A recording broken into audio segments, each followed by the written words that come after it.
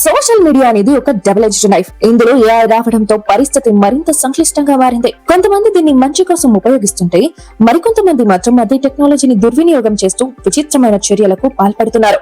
ముఖ్యంగా సెలబ్రిటీలకు ఇది పెద్ద తలనొప్పిగా మారింది. వారి వ్యక్తిగత జీవితం, కుటుంబ సమస్యలు కూడా టార్గెట్ అవుతున్నాయి. ఇప్పుడు ఈ సమస్య పవన్ తనయుడి వరకు చేరడం ఈ సవాల్ ఎంత తీవ్రంగా మారిందో స్పష్టంగా చూపిస్తోంది. టాలీవుడ్ చిత్ర పరిశ్రమలో నటుడిగా ఎంతో మంచి గుర్తింపు సంపాదించుకున్న పవన్ కళ్యాణ్ కుమారుడు అకీరానందన్ గురించి ప్రత్యేకంగా పరిచయం అవసరం లేదు. అకీరా ఇప్పటి వరకు సినీ ఇండస్ట్రీలో అడుగు పెట్టలేదు, కానీ ఈయనకు హీరోలతో సమానంగా ఫ్యాన్ ఫాలోయింగ్ ఉందని చెప్పాలి.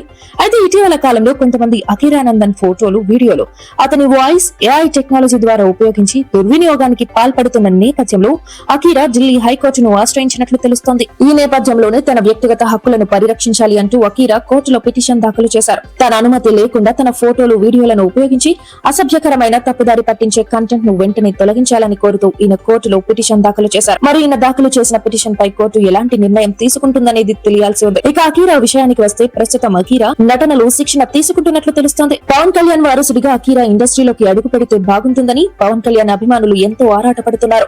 అయితే ఇప్పటి వరకు అకీరా సినీ ఎంట్రీపై ఎలాంటి అధికారిక ప్రకటన మాత్రం వెలువడలేదు. ఇక ఈ వార్తలపై అకీరా తల్లి రేణు దేశాయ్ పలు సందర్భాలలో స్పందిస్తూ ఖండించారు. అకీరాకు నటన కంటే సంగీతం అంటే చాలా ఇష్టమనే విషయాన్ని పలు సందర్భాలలో వెల్లడించారు. మరి ఈయన హీరోగా వెండితెరపై సందడి చేస్తారా, లేదంటే సంగీత దర్శకుడిగా వెండితెర వెనుక మ్యాజిక్ చేస్తారా అనే విషయాన్ని తెలియాల్సి ఉంది. ప్రస్తుతం అకీరా విదేశాలలో శిక్షణ తీసుకుంటున్నట్లు తెలుస్తోంది. ఇక ఇటీవల కాలంలో పవన్ కళ్యాణ్ డిప్యూటీ సీఎం అయిన తర్వాత తరచూ తన తండ్రితో కలిసి కనిపిస్తున్న సంగతి తెలిసిందే. ఇక ఇదే తరహాలో పవన్ కళ్యాణ్ కూడా గతంలో తన వ్యక్తిత్వానికి భంగం కలిగేలా కొందరు సోషల్ మీడియాలో ఏఐ వాడుతూ డీప్ ఫేక్ వీడియోలు, వాయిస్ వీడియోలు సృష్టిస్తున్నారని 2025వ సంవత్సరంలో ఢిల్లీ హైకోర్టును ఆశ్రయించిన సంగతి తెలిసిందే. దీనిపై స్పందించిన కోర్టు అప్పట్లోనే కీలక ఆదేశాలు జారీ చేసింది.